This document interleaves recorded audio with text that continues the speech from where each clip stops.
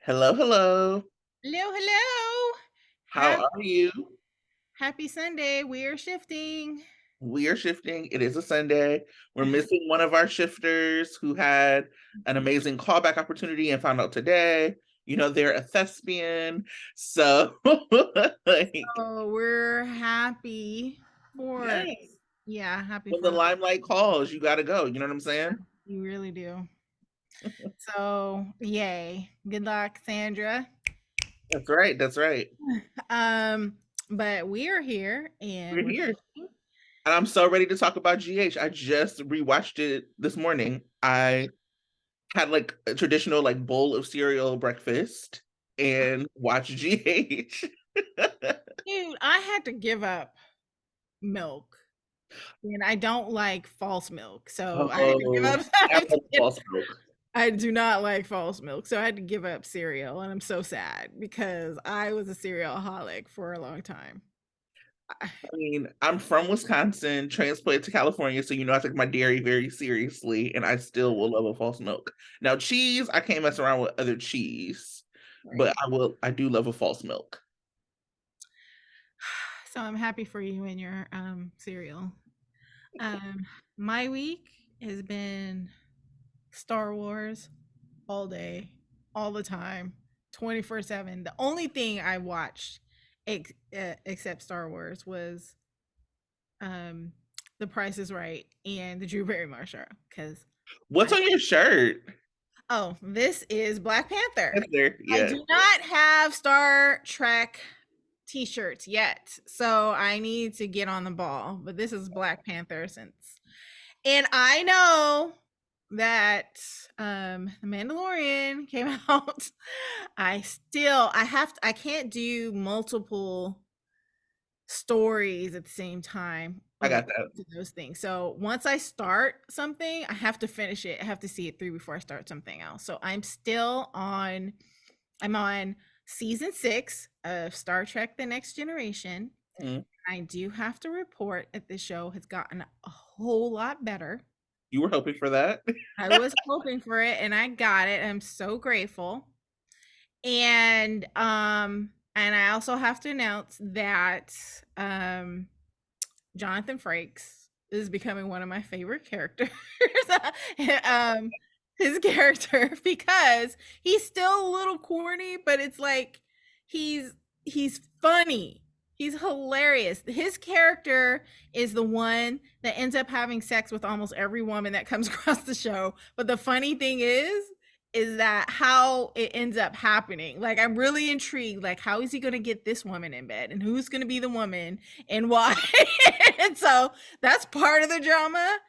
And but I also like the character Worf, who I feel is kind of like the black man of the show, but even though he's not, but he has like a strong moral compass and he really loves his kid. He's trying to change because he's an alien, and the Klingons are really violent, but he's trying to change his outlook because he's a dad and he's hilarious. And if I was in that world, the Star Trek world, I would totally have a crush on him, and he wouldn't go for me because I look like an ugly human, even though he's an ugly alien. So I love it. I've That been loving I love that you have a place to talk about. I've never watched Star Trek. I've always been a Star Wars person. Not that they were in competition, but I think that I don't know. It was something that felt like too real or something about Star Trek growing up. And Yeah. I wanted to watch it because I love LeVar Burton, but I just could never get into it. The funny thing is, I was like, for most of the season, I was annoyed at LeVar Burton's character because he's just so like he's annoying. But I've gotten to like him a lot better. And the funny thing is, a lot of my friends find it to be a competition. They're like, "Finally, you've graduated to real science fiction now that you like Star Trek," and I'm like. No, it's more like I'm studying for a dual degree because I like them both. I'm like, It's not even like, for me. I never saw it as a competition. It was just I don't know something about Star Trek that was like just too real for me. Like Star Wars is like so fantastic. Like I don't know. It was just yeah. something that was like, a little bit too grounded. Oh Um, yeah. I was salty because I didn't watch The Mandalorian season 2, like, episode by episode, so I wasn't aware they didn't drop the whole season at once. So yesterday, I got prepared, I had on my Grogu onesie, I was ready to binge, and it And was 1 episode, and I was like, "Oh, that's" yeah, that's why I'm like, I'm okay with not watching the first yeah, episode 'cause yeah, I'll yeah, just wait for the rest of them and just let me finish the Star Trek thing. yeah. I do wanna comment on Drew Barrymore because I haven't talked about her before, but I don't know. I love Drew Barrymore because she reminds me a lot of me. She's super cute, but she's also super caring about people, and she does this funny thing, like, when she interviews people is she'll get on her knees. You know how, like, the interviewer is sit on one side and then the person being interviewed on the other side, so they're, like, spaced out? She will get out of her chair and crawl towards them and hold their hand as they're telling some really poignant story, and it's so, like, funny because she's super weird, and she has on these high heels, and I was like, I would probably do that, except I'd fall over and die because I can't do high heels, but she has on these cute high heels, and she, like, crawl over and talk to people, and I just love her. I So, love Drew Barrymore. She's, like, meant to yeah, have a talk show, but it's right, also, like, it's meant in this time because she's Drew Barrymore, so what are you gonna right, say? You know what I'm saying? So she could be as exactly. weird as she wants to be. I watched, like, one where she was, like, getting her nails painted and, like, having a conversation, with the person who's painting. It was, like, a man painting her nails, I don't remember who it was. Um, and, like, yeah, she's phenomenal. Like, she's such a Yeah. good interviewer, she's so compassionate. And real too. She was talking about how she loves granny panties because thongs, you got to pull them out. And she's like, she can't do that anymore. She's done. It's all about the granny panties. That's funny. Is she had, Justin Long on, that's, like, one of her exes, so what I love about her and what I resonate with is all her exes love her. They were Hey, just like, that's "We so still love you," like, it just didn't work, but, like, they still yeah. love her, I love that. How about you? How was your week other than It being was a mad? week. It was a week, it was busy. It was, yeah. Um, it was, what was it, National Employee Day, Mm. and I work for myself, so I treated myself. What'd Well, you do? Did you go out to dinner? Did you give a spa? Get your nails no, done? I just, like, ordered something. Oh, I ordered I ordered myself a new Apple Watch because I was like, "I'm gonna get oh, on it again, start doing my dance videos again." So, nice. be accountable. If you're an Apple person, hit me up. I can add you to my Apple Watch, we can do competitions, all the You know things. what I did when I was so for those of you who don't know, I had a medical procedure, and so I wasn't exercising for a long time, this whole month, and I was just so mad that my Apple Watch kept telling me, like, "You can close your circles." I'm like, "No, I can't. I'm not exercising." So I got mad and I wrote to Apple and I said, "You guys need to have a program where we can input that we're in convalescence and can't be exercising right now, so I could stop getting these reminders that I did not close my circle." Because I was like, It's like, "You ridiculous. can do it." Get out my business, Like, Apple. no, and but for a serious tip, they need to update their health app. So, because there's a Mhm. lot of reasons why something is wrong, and we can't update the app to say, "Hey, this is what's happening. Please don't bug me during this time." I'm not eating right because I'm not eating because I'm going to throw up because of the medication, or all this stuff. We could say that, and they need to update their app. So I wrote them, and so everyone, if you are inclined to do so, do the same. So that way they'll think it's serious and need to do it. I love that. I will write them too. Yay. I'm starting a movement There here. you go. All To the week, GH. right. What did you think? Imma hop right into this recap. Cool. Trina and Joss catch up about Trina's paternity drama, and her kiss with Spencer. No mention of Dex, though. Mm. Speaking of Dex, he basically had a dinner date with Sonny. It was weird. And Mm. at the end, it felt like he was getting iced out of the Pikeman deal because Sonny cut him out of the conversation with Frank. Mhm. Um, Curtis goes to bother Jordan at work. Leave that woman alone. It was like the embodiment of leave her alone, get a job. Like, she's at work. Anyway, and then he goes to talk to Trina at her dorm room. Trina says no to the DNA test because Taggart is her dad. Liz snitches on Nicholas to the police. Molly recuses herself as ADA and tells them to search Spoon Island for clues. Molly also celebrates 1 year of a domestic partnership mm, with TJ and her sisters. Of course, when the Davis girls get together, something big's gonna happen. So Christina finds a pregnancy test. We find out it's Molly's, who might be pregnant. This leads to a conversation with Sante, where they decide they aren't trying to have kids. Back to Liz. She gets slapped by Liesel, and it looks like she's gonna getting pushed back together with Finn. How much punishment must this woman take? Right. Lisa is a match for Willow, but she needs more tests to truly confirm. That doesn't stop Nina from calling Michael and Willow, who now have hope that Willow will survive. Also, Willow and Michael are planning their wedding. Willow gives that Claire's necklace to Sasha to take it away. She also asked Josh to be a bridesmaid and Carly to be her matron of honor. You know, I cackled. The PCPD search Spoon Island for clues about where Nicholas disappeared to. Is Dante and that fine other detective who wears the brown jacket, whose name I don't know yet. Yeah, I don't feel like I know his name, and I want to. I always call him Detective Brown Jacket. Because it is a nice jacket. Anyway, It is. turns out Nicholas's body is now where Ava and Austin stashed it. Plot twist. Austin's bald-headed, deep-voiced cousin has Nicholas somewhere on secret life support. Anna, Felicia, and Laura trap Deputy Mayor Ashby with their zombie scheme. She will step down and help them take down Victor. Alexis finds out that Gregory has been lying to her, and we find out that he is sick with a mystery illness. We also hear from a few PC residents that there's a bug going around. So stick a pin in that, because I think we're going to come back to that for something. Not us, but the show. Finally, Spencer is going through it. He sneaks into Esme's room while Heather goes off on Laura before being locked away at Darkham again. Spencer is blaming himself for Nicholas being gone and being manipulated by Esme. He plans on taking baby Ace Cassadine home, but we find out from Diane he cannot. And that is the week. I wonder when he said that he doesn't approve of the name and he's thinking of a new name. The name should be like Alexander. You're like, okay. Oh, like because of his middle name? No, I just like. Oh.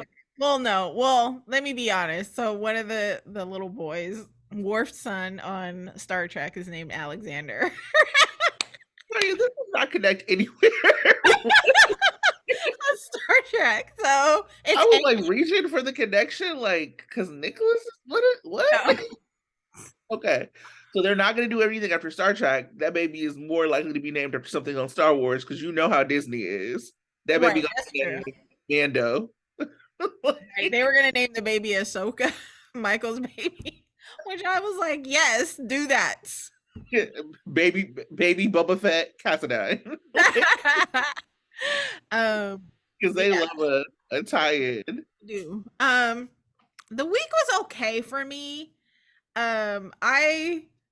We'll talk about this on what's not working. There's so much story that I felt like could have been said but wasn't shown, and so we'll talk about that later. It was okay. It was an okay week, I thought. Generally, it was an okay week, but I just remember watching the Wednesday episode like, this is the worst thing I've seen in a long time. And the thing that saved it was the spoiler alert at the end with Nicholas being on life support. Because I remember like I had seen it, I'd watched it on like a stream earlier during the day. And so I was like telling Sandra, I was like, you gotta watch it. And so I'm watching Sandra watch it. Like, why did I have to watch this? This is awful. It's like this is not good. And then the end happened, and then they screamed, and I was like, "See, I told you!" Like, but it's not giving. It's just the show. To your point, I have so much stuff that's like just not working because it didn't show us. To your point, so I definitely agree with that. It was funny. I was like watching the whole reveal of Nicholas not being in the tack room, and I was just like, they were like going, trying to break the lock on the door, and I was just like, really, how long does it take to open the lock? It felt like they were just doing way too much with that lock. For too long. I was like, open the damn door. I was like, it's not that hard. I was like, if you had gotten like a big old blunt tool and just knocked it against the lock, it would have broken, popped open. But they were doing, I was just like, they're trying to drown out the drama longer than necessary, and I wasn't having it. Yeah. Yeah, I was trying to pick a favorite moment from the week. I think that my favorite moment had to be Victor with Baby Ace. Mm. Because it was so funny. He was like here you got like this like devious guy like cuddled up to this baby. It was so unhinged. And you have like Laura and Spencer. Look, even Spencer was like, what? Like, even Spencer was like, this is not cute. And like Mhm. they were like holding hands like behind Victor, like talking to this like very, very cute, chunky newborn. Right. This not newborn who's like holding his head up. It was so funny. I'm trying to because I know that Becky Hertz, Liz, the actress who plays Liz, had corrected the record online about how big the babies are. She's like, we can't have babies under a certain age. But I remember Weezy Faison was not that big. Right. But you know what? And what I found was really fun about that episode was how after and Victor was like, "Why are you trying to keep all my family away?" And Laura was like, "Well, wisely, Spencer and Charlotte want to have nothing to do with you." I was like cracking up. It It was was hilarious. And how Spencer was like, "Well, we can't go with you because we got everything set up at grandma's house." Excuse me. I was like, that's fine. oh Victor. Yeah, he's being iced out and it's funny. I had actually three great moments. So yeah, the first one being, Spencer with grandma and the whole, talking about how he feels responsible for the estrangement between his dad and him. I was bawling.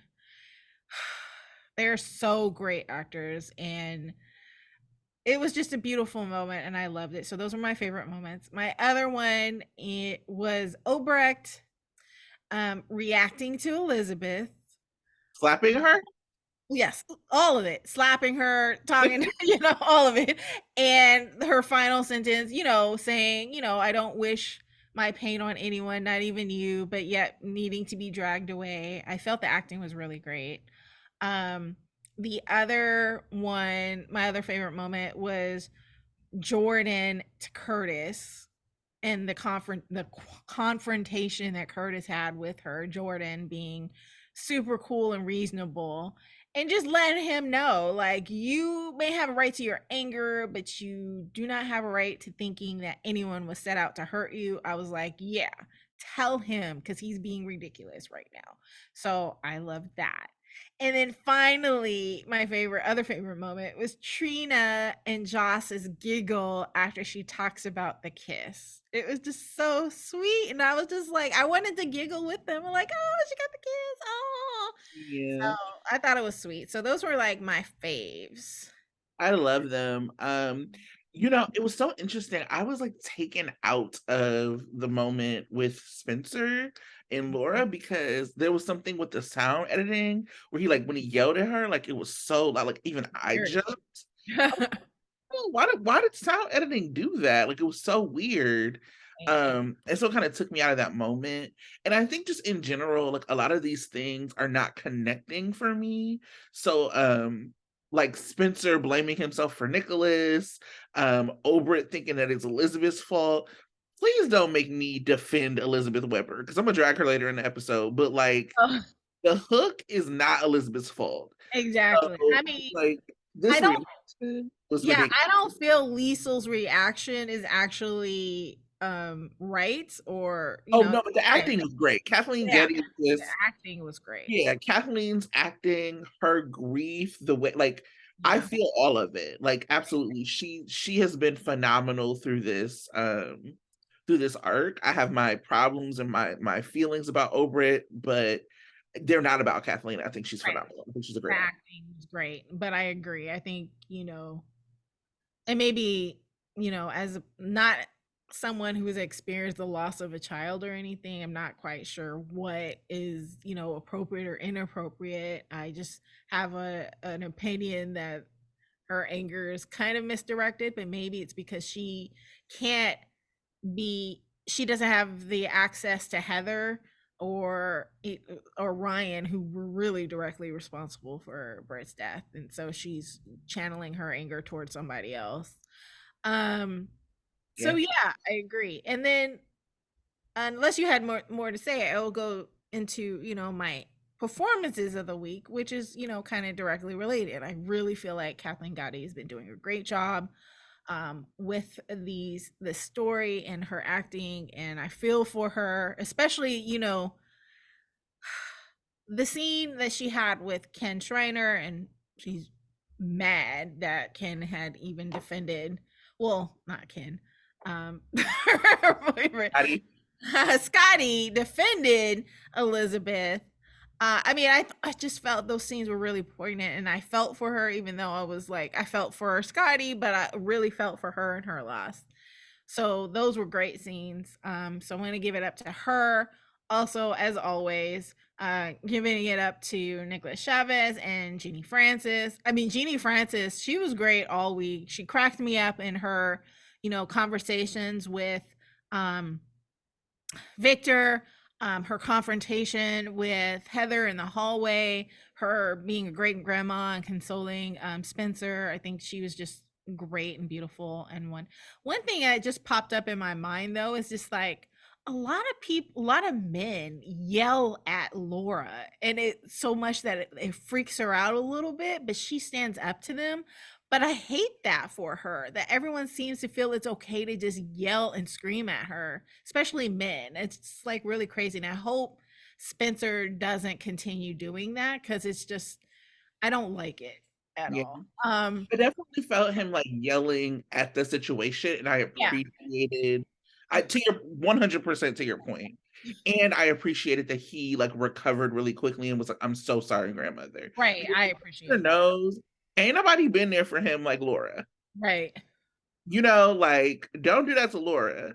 right. I also felt like it was a little odd when they were, like, talking about when Spencer was like, and this is like not about actors, it's about performance or not about performance, but about character. When Spencer was like, I don't know if I would have wanted revenge of Esme. I'm like, that's a very weird writing choice because of course Spencer would have wanted revenge. Mm. Spencer was sent to boarding school because he could not stop trying to revenge like against Right. so he absolutely would have wanted revenge on Ava and Nicholas for what happened. So that's why it's like really hard for me to like grasp a hold of this. He was like manipulated by Esme and Ryan and all of that because I'm like, nah, this is some shit that Spencer would do. Like Yeah. not all of it. Like I still stand by the beer not being that bad. I don't think he would have torched the car, but he certainly would have wanted revenge. Yeah, I mean, I think it a little bit when he was talking with Ava, he was like saying that, yeah, the things that I did, but I wouldn't have done the torching of the car, that all that other stuff. Yeah. There's also, I feel like they're glossing over the fact that I believe there was some communication between Nicola and between Spencer and Ryan. I think he wrote him a letter. If Ryan wrote Spencer a Spencer letter. a letter. Did he? Yeah, he didn't write back. Okay. I No, feel like I there don't was think some he sort of, opened it. oh, he didn't open it. Okay. Because I feel like they had some sort of communication and it seems to be being glossed over. The other thing, the other final props I want to give is to Allie Mills, who had her supposedly her last scene last week. And amazing work. Just the 2 days that they showed last week, or like her scenes with Esme, I was really, even though she's evil as all get out, I was really feeling for her because she had a plan. Her sounded like, in her mind, the plan was to have her and Esme and her grandchild be together in prison and live happily ever after, which is kind of impossible, but that was her goal. And she was so devastated. I felt the devastation when Esme was like, nah, you ain't seeing my kid. And I was like, oh, no, poor Heather. So she was so, I mean, she was like, and I really felt that in those scenes. I was like, Allie Mills is amazing. And I read the article that John Lindstrom did about the demise of Ryan, and he was saying that he loved working with Allie Mills because she was old school and wanted to practice the blocking and the beats and all that other acting lingo. And that really impressed me. And knowing the other work that she has done, Allie Mills is amazing. And so I'm really happy that we got the opportunity to see her be Heather, and hope that, I mean, Heather's obviously not dead, so hopefully she'll come back in some way, shape, or form. Because it was amazing, and I hope she gets nominated and gets that Emmy for best supporting guest actor or whatever. Because Yeah. her, along with what's his Jeff name? Colbert. Jeff Corbett. I mean, they brought it. Mhm. So yeah, shout Yeah. out to Allie. They are like what villains are supposed to be. They come in, they do their thing, and then they leave, and they come like and they haven't overstayed their welcome.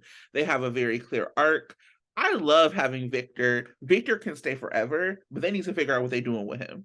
You know Right. what I'm saying? Like it was like a year ago that we had like the hot day that we couldn't do. You know what I'm saying? Like there's just been so much. None of us know his plan. There's no like letting in from to the audience of what's going on. I doubt the writers actually even know what they're doing with him, or if they do, they just figured it out.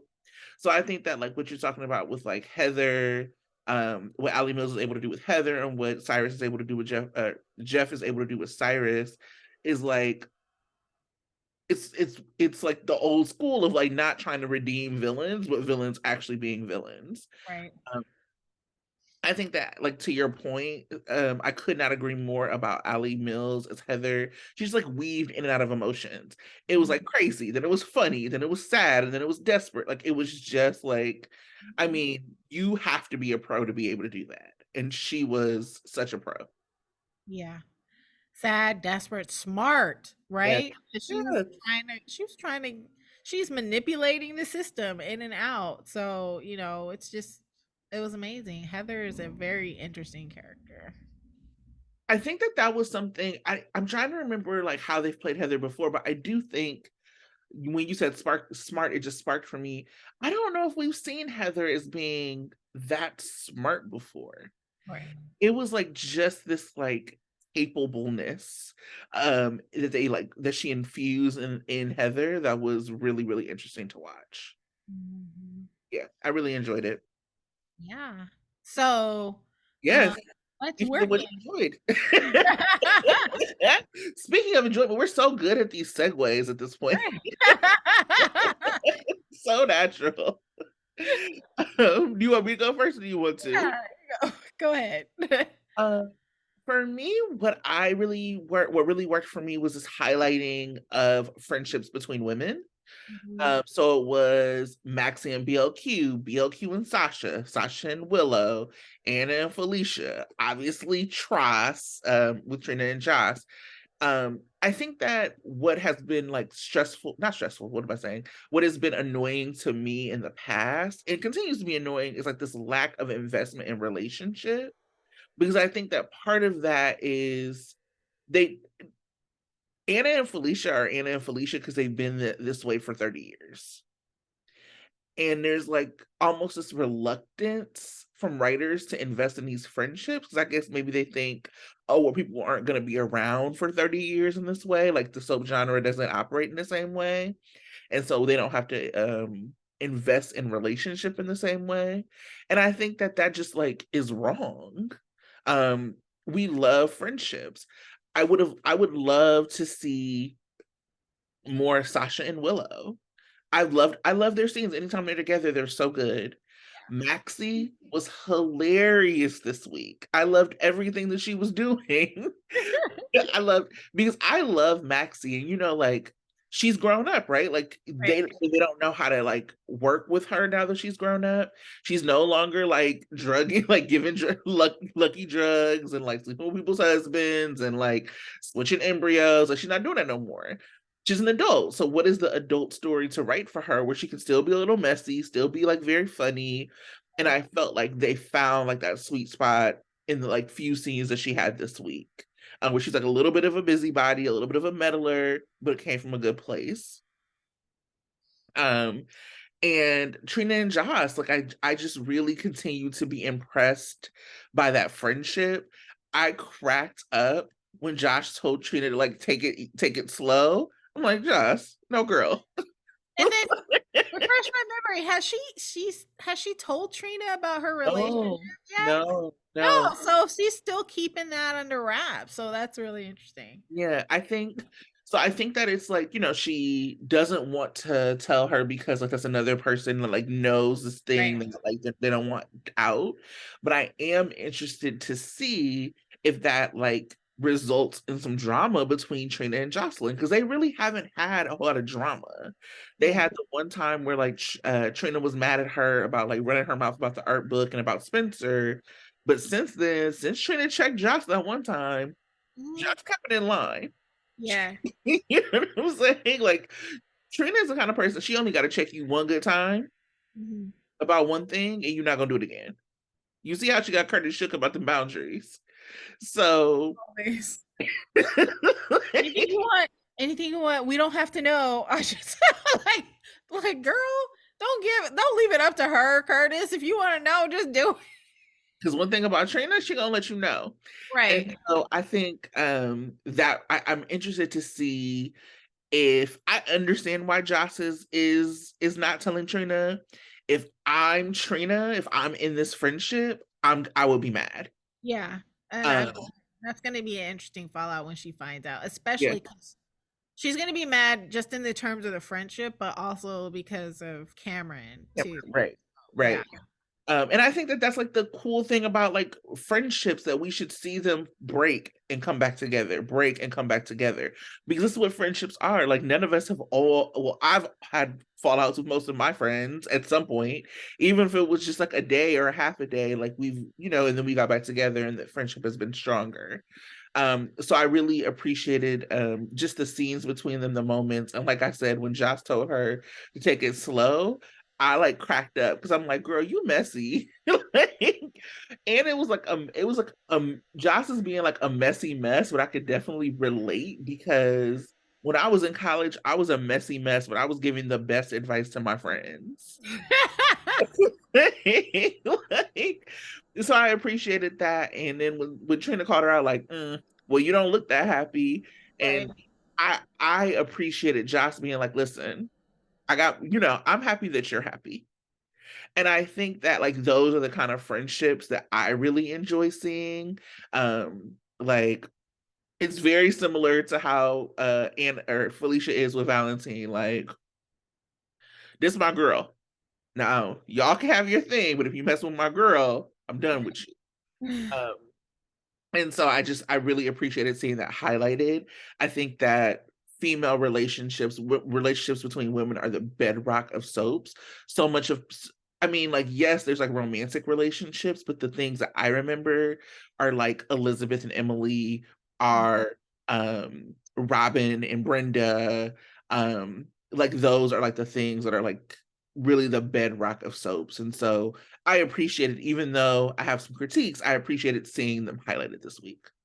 Yeah, and I don't know if you mentioned, but another great example is Jordan and Portia. Yeah. They made up this week, and I was really happy for that because I think these two women need to be friends, you know. So I'm glad that the conflict is over. I mean, it may or may not be over depending on what Curtis does about the marriage. But in any case, they made up, so I like that. Yeah. It worked for you. Um, hey, I can't wait to hear your comments on it. Um, what I like this week was I like the continuation, or the attention they're giving Roger Howarth, and having him be kind of front center in this story with Ava. I'm sadly disappointed. I'm a little disappointed that Helena wasn't the one that kidnapped Nicholas, but bygones. That just means that Austin is going to have a bigger part in this story because the creepy cousin did it, and hopefully we find out soon who the family mastermind is. Everyone's saying Ava Jerome, but I'm like, I feel like it Olivia needs Munn? Olivia. Yeah, Olivia. I feel like it needs to be somebody else though. So I'm still hoping beyond hope that maybe it is Helena. I would Uh, it's still, I feel like it's still a possibility. I'll write the show and Frank DM me. But yeah, I like Roger Howarth getting his due and getting storyline because he deserves it, and I love him and Maura West together. Mhm. Yeah. I mean, they're perfect. They basically are just like, "We're not going back." Like, they Mhm. are the perfect screen partners. They're so funny together. Their timing is so good. No notes. I love it. I love them. I want them together in all ways. I want them together, like, as a romantic pairing, as a friendship, as, like, everything. They're so good. Yeah, exactly. They remind me a lot of Captain Riker and Deanna on Star Trek. Why do you make me watch this so I can get your references? Anywho, I'm gonna so be like the Leo meme, like, "I get the reference." That's I yes. Um, so we can move on to what's not working. tell me what's not working for you. Oh my god, I cannot with this show cutting scenes that I want to see. Now, I know a lot of people are just like hating this Willow storyline and the baby or whatever. But there's still things that I feel like I need to see in order to kind of at least be a little satisfied by the story.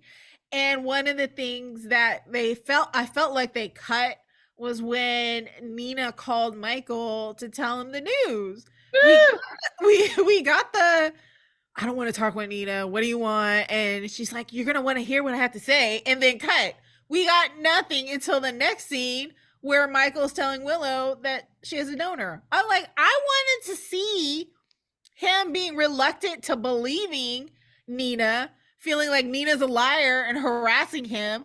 I wanted to see the family's reaction of getting the news and having it come from Nina and what that means. Like, I wanted to see the immediate reaction from Right. Carly and Michael about this news and who it came from and who the donor is. Like, Willow at this point doesn't know who the donor is. So I'm just like, why'd you guys cut that part out? Because to me, that would have been satisfying to be able to see that reaction and then cut it. Mhm. Um, I feel like also there was no. They also, I feel like they cut the scene between Esme and Spencer, or maybe they didn't. I feel like I would have wanted to see Esme reacting to the idea of Spencer coming in and saying, "We're gonna take your baby, even though you're going to prison." Mhm. Like, Mhm. because in her mind, from what her mom told her, she can keep her baby if she's in Spring Ridge. And here Spencer is telling her, "No, I'm taking the child." And so I would have loved to see her reaction to that, maybe her trying to negotiate or being like, "No, you can't do this. I'm going to fight you," and blah blah blah. But we didn't get that. And so I feel like right now that, and I don't know why GH is doing that. Maybe they need to save time or whatever, but I feel like they're cutting scenes that I would have wanted to see, and I don't like it. 100%. Right. 100%. Um, I like what is not working for me is just like them not taking the opportunity to make stories that are kind of bad, like less bad. Right. So like an example of that is like, I mean, like look at Willow's story. I don't it's gone on for so long. Yeah. And even though like there are moments in times I actually don't hate Willow. I'm just like either kill her or let's move on. Um, but I don't have a lot of sympathy for her. And so there are moments that should hit harder that just don't. Because I'm like, in the moment, I'm like, damn, that's sad. And I'm like, oh yeah, well, girl, you know what I mean? Like it's just like really difficult. And so they, for example, had Nina doing the stem cell thing. Now, I think that's a great idea where she's like using Crimson and all of that. And you remember I had been asking like why Drew wasn't doing that. Right. And then it was like, oh, because you want Nina to do it, which is fine. Like let Nina do it, but this is not, why is Willow not part of this? You know what Right. I'm saying? It's just like a very weird, like, this is a story where you could have used the hospital to like do this. Like, there's so many ways that this could have happened and been better. Like, it is like frustrating to me that this is the way it's like gone down. Um, I think with Esme, like, there's just ways that these stories could have been better, and they are very, very bad. And to your point, like we want to see these things. I mean, if you want the audience to feel like Esme's being redeemed, but you're missing out on opportunities to have that happen. Like having her, even though it's still not enough for maybe you or me or whatever, but having her fighting hard for her child would be a kind of a mechanism for redemption, but we're not able to see that because you cut that scene. And so, there are ways that can make, like you said, to make the story better, but they're not doing it. And it's, frustrating.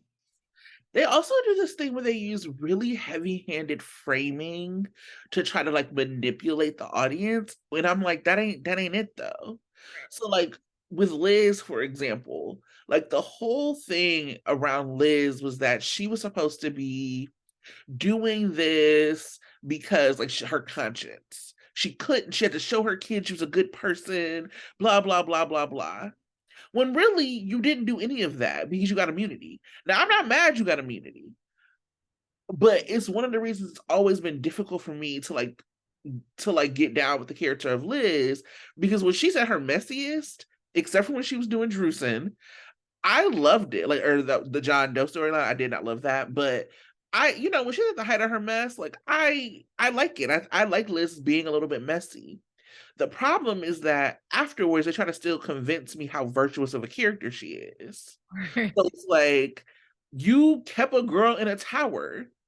Like, even if she was the hook, y'all still should have turned her in. Right.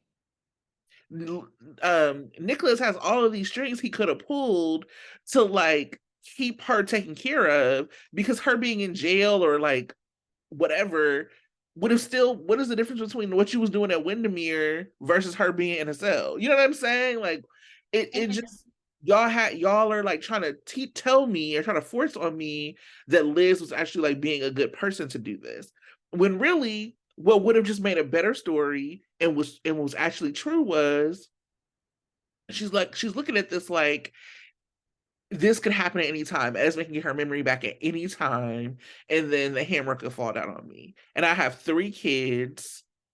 Therefore, I don't want that to happen. That's fine. You don't have to tell me like anything else. That would have not made me mad at Liz. That would have made me be like, yeah, she's surviving and she's being a mother. But don't try to tell me that she's doing this because like she feels some sort of guilt or whatever. She didn't give Laura a heads up. She didn't give Spencer a heads up. She didn't give her kids a heads up. So I didn't agree with Liesel slapping her. I think that was stupid. And I still don't think you're like good for doing this. But then they got Dante being like, you were so brave. You did it. Like, no, absolutely not. Right. Like, those kind of things, like these heavy-handed ways to try to manipulate the audience, just don't work for me. Yeah. The person that doesn't work for me on the show right now. I mean, they had the good sense not to have Cody on this week. So. But Curtis was not working for me. Woo, Oh my Curtis. god. My hot take, my one hot take, so I'm saying it now, was, I mean, Curtis has to be the most self-centered man I've ever seen. I mean, he reminds me of I was watching a show, like one of those court shows, and this dad was like denying his $2 and accusing the wife of cheating so he wouldn't have to pay child support. I felt like Curtis was giving that kind of same energy, like, unless you're paying, you have to focus on my hurt right now and me. And I was just like, ugh. And it was like I said last week, it was like Jordan that was like, have you even talked to Trina? Like, you haven't even really thought about Trina at all in this. It was all about, well, you lied to me, and I'm still upset. Like, he's like, he told Trina that he had to go to his place of comfort where he feels, safe or whatever. The exact same place where you're holding a big old lie that you still haven't told to anybody. I was like, Father, the preach, hypocrisy is just crazy. I can't stand him right now. preach. It's interesting that you said that because Curtis is one of those characters that should be likable, and he is Right. not. And I actually think that him and Nina are on these like parallel paths when it comes to like their long lost children. That it's all about them. It's not about what's best for your kid. It's like if you looked at what Nina did, like with Liesel, Liesel is like going through it, and Nina is completely like not thinking about Liesel's like pain, her reactions, her anything. She's just full steam ahead. It's about how she can have access to Willow. Curtis, when he goes to see Trina, isn't like he's like, by the way, I respect Taggart. No, you start with Taggart. Taggart is her dad. That's who she loves. That's who she's known. Yeah. Like it's like these ways that both of these characters, both Nina and Curtis, don't understand that nothing has really changed for their kids while things have, or like their potential kids, while everything has changed for them. So Curtis is like a person who wants to be a dad, has like, loved Trina, all of these things. And so his world has changed. Trina's world hasn't really changed. Not when it comes to Curtis. It's changed when it came to her mom, because she now thinks her mom is a liar and like feels like a way about it. But Taggart is her dad. That part of her world hasn't changed. When Nina and Willow, it's like, Nina, you have been a monster to Willow the whole time. I've gone back and like watched some of the old like Michelle Stafford stuff with Willow, and I'm like, this is actually painful to Yeah. watch. Like the way she treated her as a teacher, the way she treated her when she found out that she had given up her baby for adoption. Like Nina was a monster to Willow. Willow actually it's very weird to me to see people think that Willow owes Nina anything, because she does not. Mhm. And so Nina has been searching for her daughter her whole life. So it makes sense that when she finds out it's Willow, everything changes for her. Willow has not been seeking her out to have a relationship. She was not even seeking out a mom to have a relationship with. When she decided to seek out her real parents or her biological parents, she was seeking them out for bone marrow. So Willow's life and who Nina is to Willow hasn't really changed. And so just like the selfishness, like the first thing Curtis did when he found out was to like not think about Trina, it was to go drink. It wasn't to call TJ. It wasn't to do anything Right. that was like family related. It was all about him. In the same way that Nina going to Willow first was about her. So it's just like these very parallel tracks for these two characters that makes them both even more unlikable. And I don't think that's like, you always think about like the point of what the writers want. So the writers want Nina to be this like leading lady, but they keep giving her like unlikable material. Like what's going on? The same way that Curtis is supposed to be like this good guy, and they keep giving him unlikable material. And it's no wonder that they're friends because they're both unlikable and they think the same. Right. So, Yeah, it was just I was just like really, really um taken back by Nina's like reaction to Liesel, like the non-reaction. yeah.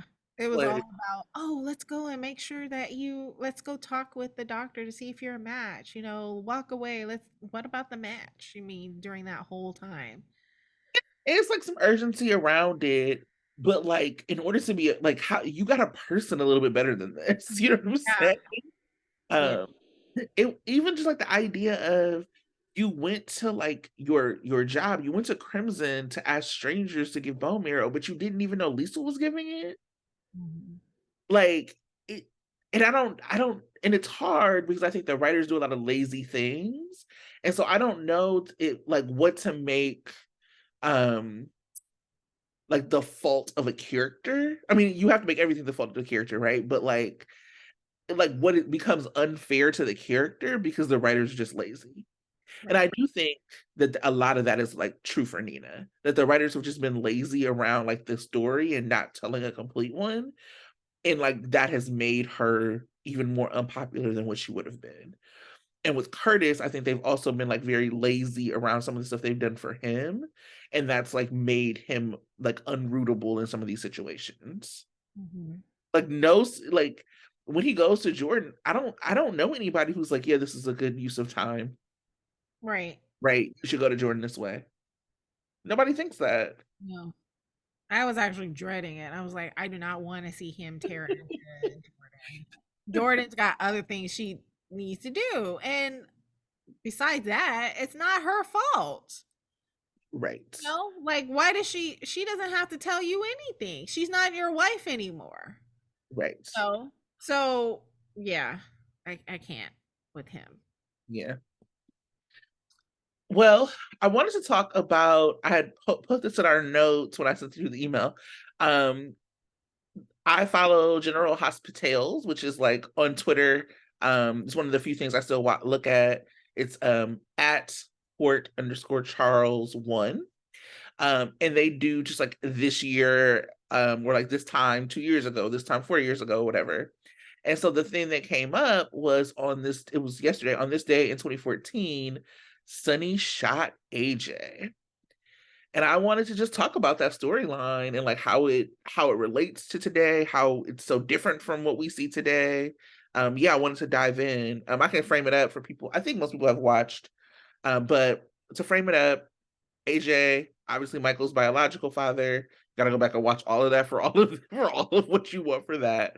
Um, but Sonny was dating Connie, and Connie was killed by Ava. But Ava made Sonny and everyone else believe it was AJ. So when Sonny promised Michael he was not gonna get revenge on AJ, and he AJ found out that it was Ava and was like confronting her, all of that. Sonny walked in on it and he shot and killed AJ and hid it from Michael. He ended up telling Carly. This was like also one of my least favorite arcs was like Carly dating Franco when they had Franco like Roger Howarth come back. So this is so convoluted. So when the shows merge, Carly was dating Todd from One Life to Live. They had to take away those characters. They brought him back as Franco. They put Carly with Franco. Awful. Um, when Carly was going to marry Franco, Franco tells everyone that Carly cheated on her with Sonny, or him with Sonny, and that Sonny killed AJ. Michael goes to confront Sonny, and chaos ensues. So anyway, just want to know, what do you remember about that story, and how do you think it relates to now? I actually had to go back and watch. So everything that you talked about, I had to go back and watch and rewatch just to kind of refresh my memory. And what's funny was like all the side stories that was happening at the same time. Like a lot of juicy stuff was happening at the same time. It was also the time that Nina and Franco had a friendship. And that same day that Franco had the wedding reveal, she had kidnapped Ava's baby. Yes, And so I watched the episode. It was like right after he was on the pier and he calls Nina and they're like, you know, saying how much they missed each other and needed a friend. And I was just like, Aw, but I just was remember all the stuff that was happening around the same time, and I just thought, it was pretty amazing that must have been a sweeps week, but it happened yeah, it was happening late February, and so they were sweeping that week. I felt like really sweeping. Um, but it also reminded me of, Ava and her bad days, and she was good. At the same time, what what happened a little bit subsequently after so there was first of all, what happened was I think when Sunny when Connie died, she wrote the name AJ on the ground. And so he immediately thought it was AJ. Everyone always thought it was AJ that killed Connie. So Right. he immediately went to AJ and confronted him in the Quartermain house, and it was Dante and Michael who got him to stop from killing AJ on the spot. Mhm. So it was a really great scene because it was mainly Michael who was saying, "Don't do this for the sake of our relationship. Do it so I can still have you as a father." And so he stopped right then and there. Right. So it was just an interesting, dynamic. And then it was sometime later, Ava and him are in like once I guess AJ is killed. It was like right a little bit after he actually did shoot AJ because AJ ends up finding out and he confronts Ava and they have this conversation and AJ is about to choke her out and Sonny walks in and he shoots AJ thinking that he's saving Ava and again so he and Ava have this bond over knowing the real reason that Sonny shot AJ, and they end up after AJ's funeral, they end up in the crypt and having sex. And so Which is there's a how lot we got Avery. Avery, right? And so it was just funny how, after once Michael finds out, he ends up taking Avery away from Sunny.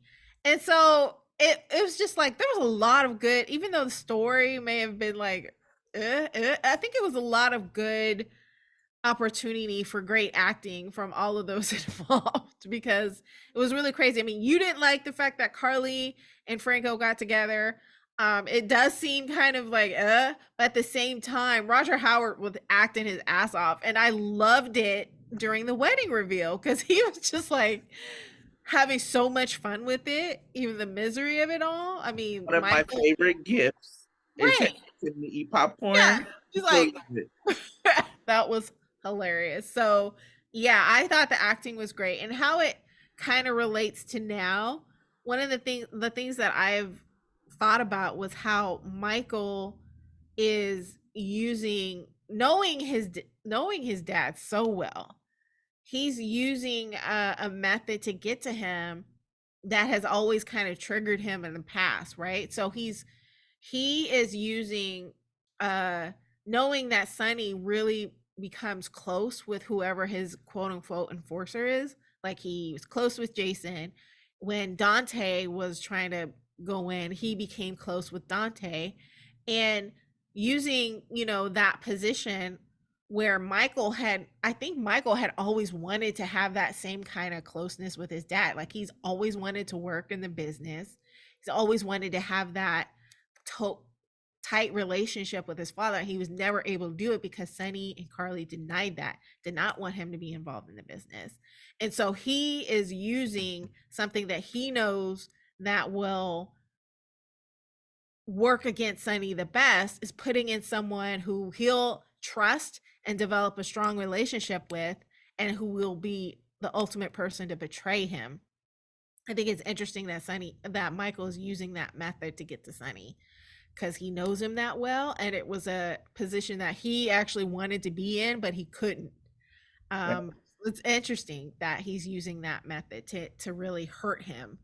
um Yeah, because the first time, I mean, it was actually one of my favorite Michael arcs, actually, when he took Avery, because Right. it was like Michael got to be a little bit ruthless. Mhm. Uh, Now it doesn't feel ruthless, it feels petty and Right. petulant. But when he took Avery, I'll never forget it. Like because he was also mad at Carly and Sonny at that Yeah. time. So like you brought up like Nina taking Avery, like to your point, there was so much drama that like sprung and things built on each other, and they were at that time. And so like basically the whole time when once Sonny found out that Ava was the person who killed AJ or killed Connie, he was gonna kill her. But Right. she was pregnant and he didn't know if the baby was his or Morgan's. Right. And so which is woo, Ava. And so Eva was she was a piece of work. a mess. I love it. But didn't know if the baby was his or Morgan's. And so Ava was like basically using her pregnancy as like a cover and like to like save her life. And so when Nina came to her house and induced her pregnancy and took her baby, Sonny shows up and is like essentially gonna kill her and try to find the baby. But Michael shows up and is about to shoot Sonny, and Morgan and Dante have to stop him. Right. How excited we are about the story. This was like good. That's very good. And more, they had to stop him, and so then that like led Michael on this like road. And so anyway, when he took Avery, I remember, I'll never forget the scene because he was mad at everybody. Kiki was there, Morgan was there, Carly was there, everybody, and he was like, "I think I'm gonna call her AJ." Like, Wow. it was Low. so good, and I miss that. And I think it's interesting now where people, because like I don't agree. I think there's like this whole thing that's like, well, Michael let Sonny kill AJ. Why would he like He be so didn't mad let now? he didn't let that happen. Well, yeah, but I mean, like he Yeah. forgave him for that Yeah, he forgave. Oh, eventually. eventually, and I think that like um what is something that is missing from this story is the cumulative nature of all the things that Sonny has done to Michael. Like, I think that there is something to like reframing what Michael's doing now two ways. One, him saying, I've actually forgiven you for my getting shot in the head, for this, for that. Like, I've forgiven you for all of this. This was actually the last straw. And that I think just that simple thing of reminding people who Sonny is and was, like would have made that more compelling. And I think to have somebody like, I mean, the only person who knows that he's doing it is Dex, call the question of, Michael, are you doing this because you can't control anything else in your life? Your wife is dying, whatever, whatever. Is this why you're trying to take Sonny down? Because the idea that Michael is still so wrapped up in this as Willow is dying is ridiculous.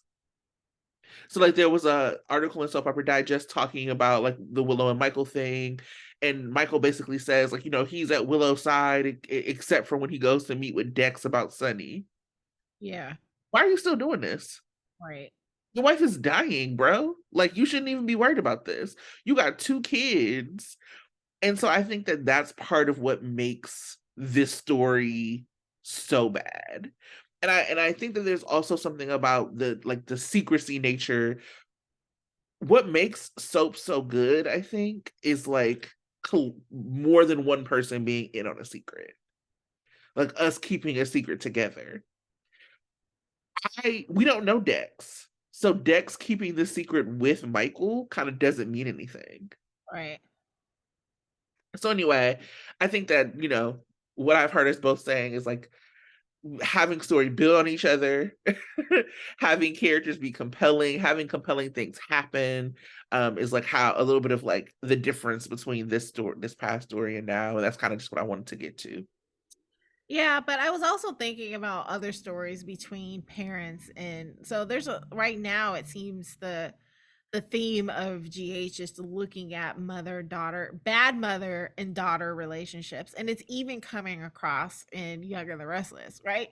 Because right now Phyllis is having a hard time with her daughter Summer.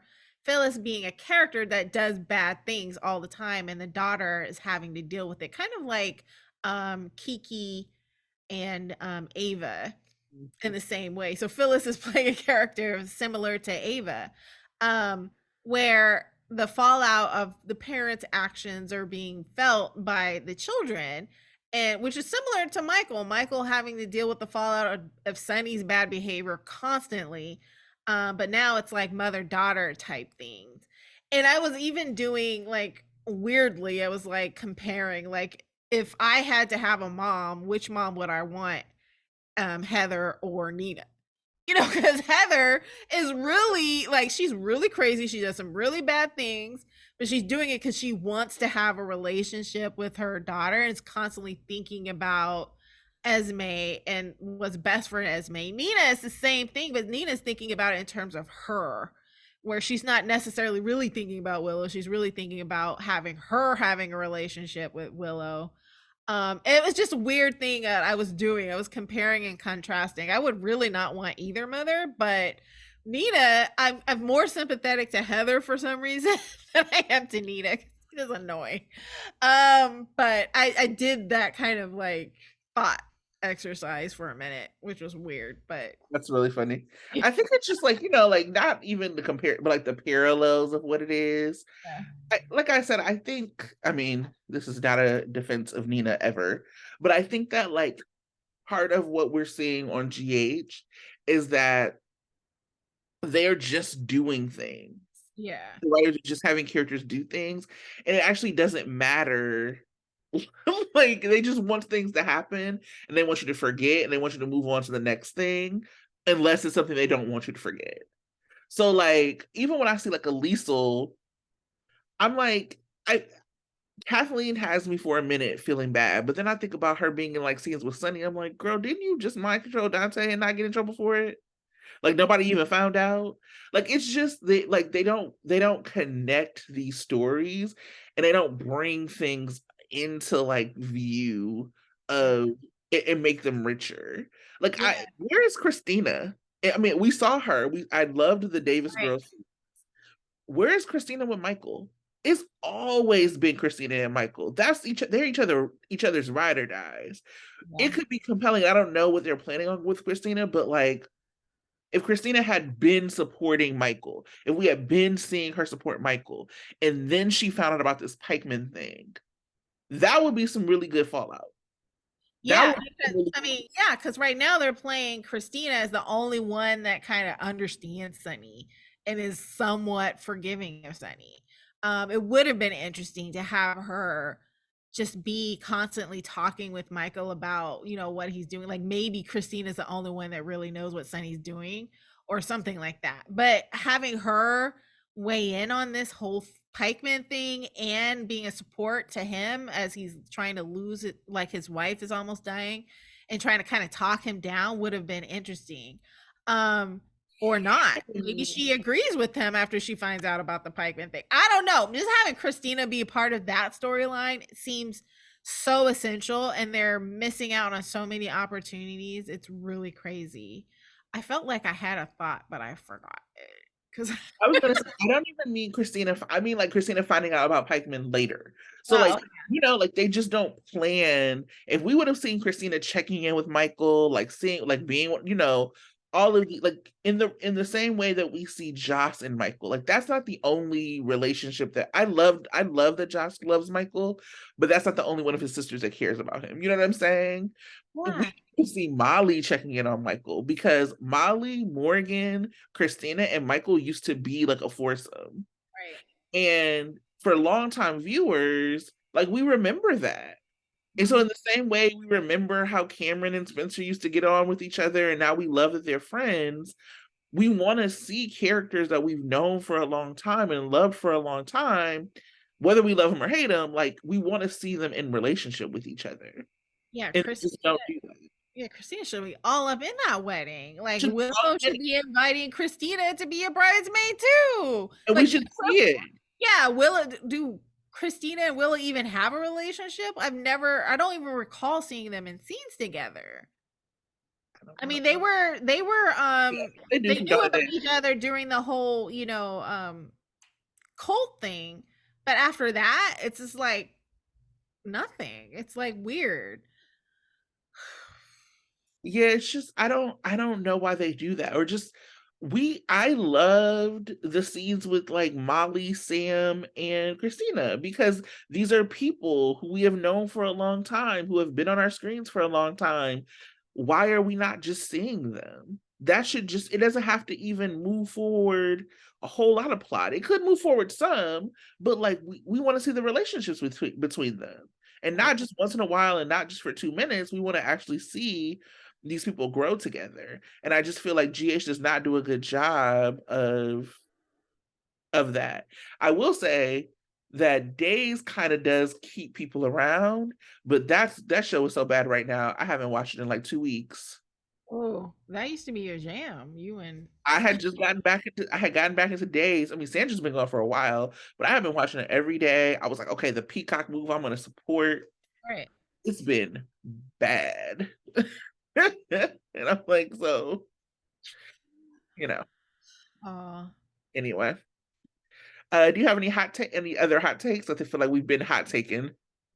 I think let me see. No, that Curtis thing was really my only hot take. Oh, yeah. And I guess on the last show, on that last episode with Allie Mills, I was like, Allie Mills, ladies and gentlemen. That's it. Because I felt like she should have taken a bow after she got in the elevator. Because that was amazing.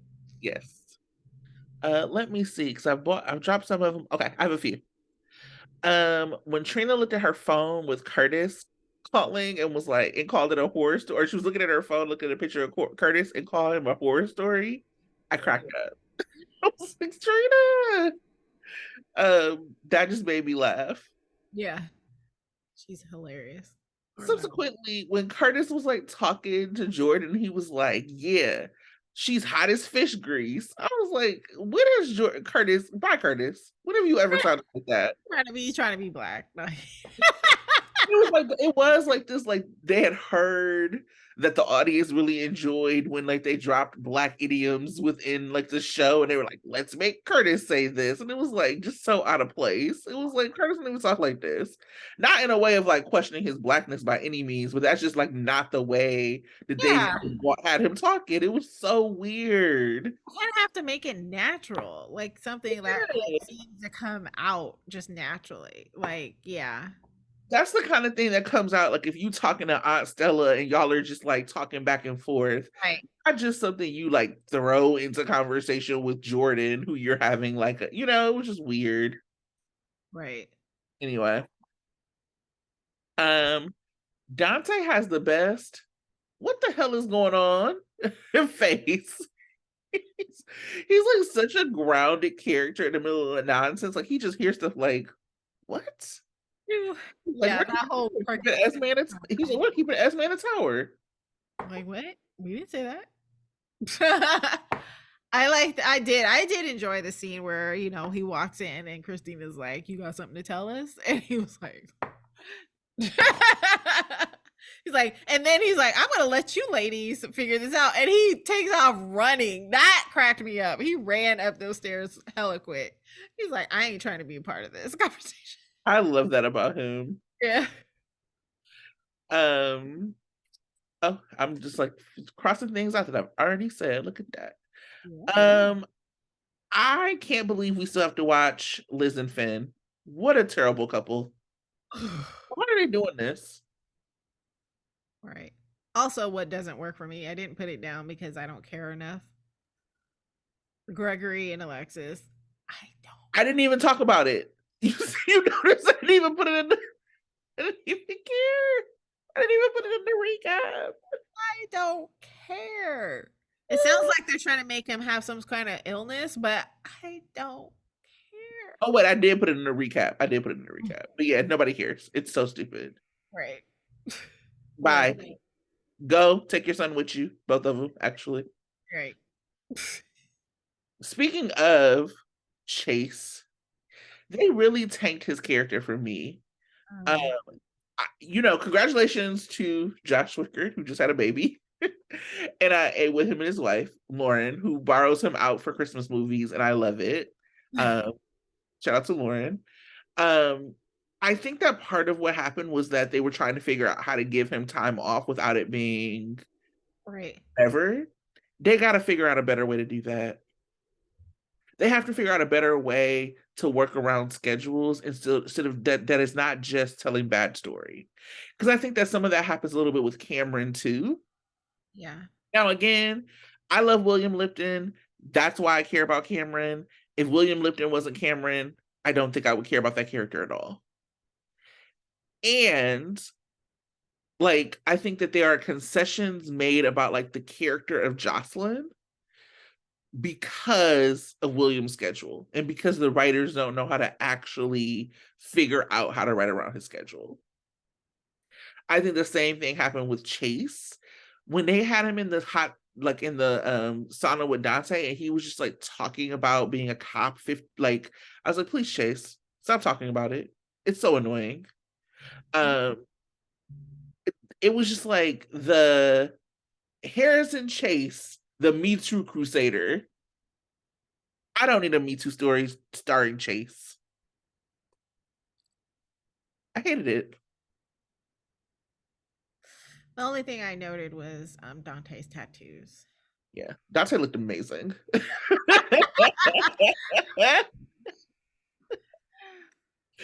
um, you All know, of it. Just loved it. if there's anything that you will find on this podcast, it is some Dante thirst. Right. Uh, Maybe him and brown coat in the steam room might be interesting. Because then we can maybe find out his name because he wouldn't be wearing a brown coat. Right. There Be in there talking about the case. you go. Love it. That would have been more interesting than hearing Chase complain about not being a cop. Don't care. Um, two Nina things.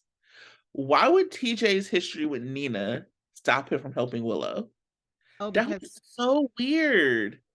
yeah, like he wouldn't like she thinks that, her attitude and her shenanigans carry so much weight that everyone acts according to her actions. I mean, that's exactly why she thinks Carly did whatever Carly did because of her. And so she feels that um TJ would be just the same. Like he would not want to work with her at all because she falsely accused him of having an affair. Like he thinks that everybody holds the same kind of grudges that she does. I mean her saying that, Drew's going to be her enemy if he doesn't agree with her is exactly how petty she is. And so she expects everybody else to be just as petty. And so that's, Nina, that makes people, that's why I don't like you. Because you just show yourself all the time. And you're Every not right. time. It Yeah. just didn't. It was like a silly piece of dialogue. That's what Right. I'm talking about when they make her say things. Sometimes I'm like, why would you even make her say that? Like TJ is like friends with Willow, and he's a good doctor. That Right. was just, that we could have completely done without that. It was so bizarre. Um, and then I was gonna say nobody beats around the bush like Nina when she calls somebody who don't like her. Right. That's Like the you could point. have, the first thing that she could have said on the phone was, Michael, we found a match. That's it. But she was like, That's it. Michael, you have to talk to me. Michael, you'll want to hear what I said. Michael, so people are like blocking my phone calls, and that's why, dude, share the news, end it. Then we could have had the reaction that we would have wanted. Instead, she was beating around the bush, and so we got all this time about her keeping, just saying nonsense on the phone when we could have gotten the reactions that I wanted to see. I'm still cracking up at her being like, Willow has my number blocked.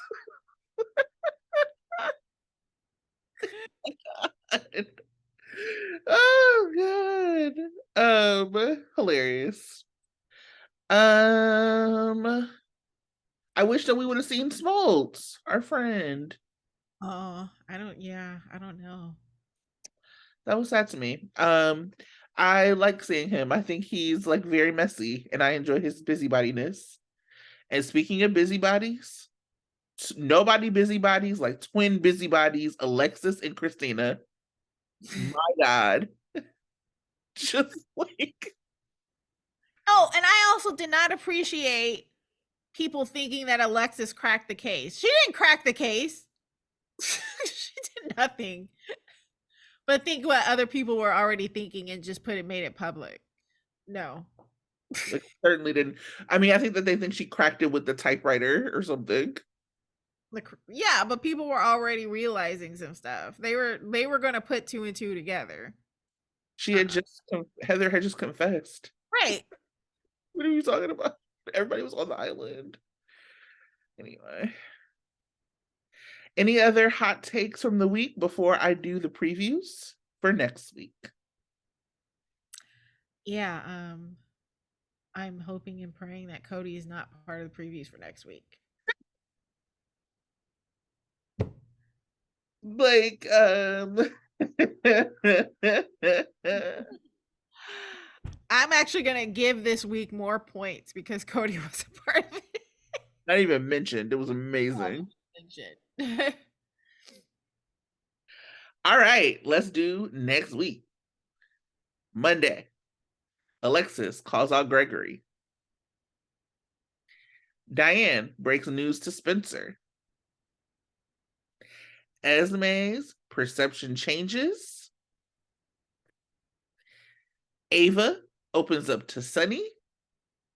Victor threatens Elizabeth. Why? Oh, because he thinks that she knows where Nicholas is. Well, Elizabeth also named Victor in her statement because she was saying that Victor is the person who cleaned up the room. Oh yeah, the room. Yeah, that's right. Yep. Tuesday, Ava is rudely interrupted. Drew has news for Carly. Alexis is concerned for Curtis. I wonder if it's a sobriety thing. Dex updates Michael. Sonny asks a favor of Olivia. Hope it don't go like the favor he asked of Brooklyn. Also, let me just say this about the actor that plays Dex. That man has the sluttiest eyes I've ever seen in my life. Every time he takes a picture, I'm like, sir, turn it down, okay? Like, just indiscriminate Kim, tuck it in. Evan, tuck it in. Like, every time I see him, like that's why I caught his thing with Sonny a dinner date. Right. He's in love with everyone. He did. Him and Tatiana took like a picture in real life. I said, Evan, calm down. Stop with them slutty eyes. Anyway, Wednesday, Curtis is stunned. Victor and Obrecht find common ground. Ooh, a mess. Oh, they're both gonna be mad at Elizabeth. Right. I haven't read these previews. I don't ever read them until Sandra does them. So I'm like acting in real time. I'm really hoping she doesn't think she should get back together with Victor. Anna and Valentine get new information. Is it that somebody at EOQ tried to take the company back because they think Valentine's dead? Is anybody worried about Anna being dead? Where is the grieving? Does anyone at EOQ know that Valentine's dead yet? I don't know. But I'm sorry, the city of Port Charles, Anna Devane is supposedly dead. Yeah. Grief. No one cares. I need people crying in the streets. Where am I at? Oh, here we go. Trina supports Spencer. I hope with her lips.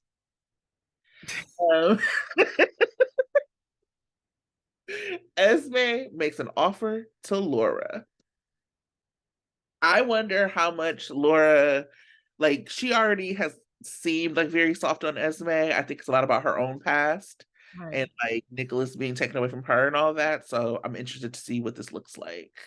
And I hope that they don't make Laura prop Esme any further. Thursday, Sonny questions Gladys. Finally. Who's gonna have my money? Oh, wait, I don't want to select. Okay. Nina and Curtis catch up. Yeah. Trina briefs Ava. Get us a little Treva scene. Love a Treva. Yeah. Maxie has a big idea. Shout out to Maxie though for knowing about the Speak Out Act. I looked that up. Yes, that was great educational point. Yeah. Loved it. Lucy is horrified. Lucy. So our girl's back. Um, Friday, Sasha doesn't hold back. Dex and Jocelyn make time for romance. When do they not make time for romance? Every time I feel. Every time they're waking up from having activities. Direct those slutty eyes where they're supposed to be, sir, on Jocelyn. Drew makes a pitch to Ned. Maybe this is about Valentine. Nina confides in Ava. I'm so sorry for this spoiler. Uh-oh. It's like a personal attack on you. It is. Mac and Cody bond.